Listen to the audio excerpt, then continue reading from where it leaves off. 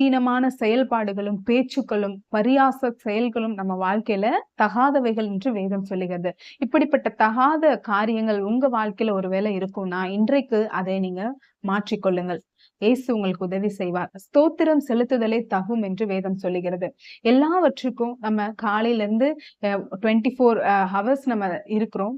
அதுல நம்ம நெறைய அலுவல்கள், வேலைகள் செய்றோம். அந்த நாள் முழுவதும் முடிஞ்ச வரைக்கும் நம்ம ஸ்தோத்திரம் எல்லாவற்றுக்கும் இந்த வேலைய கொடுத்தீங்களே ஸ்தோத்திரம்.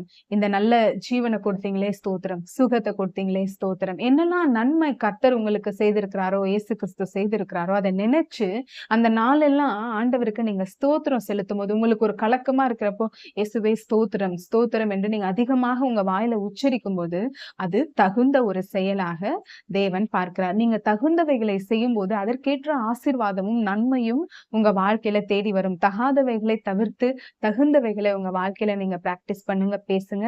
கர்த்தர் உங்களை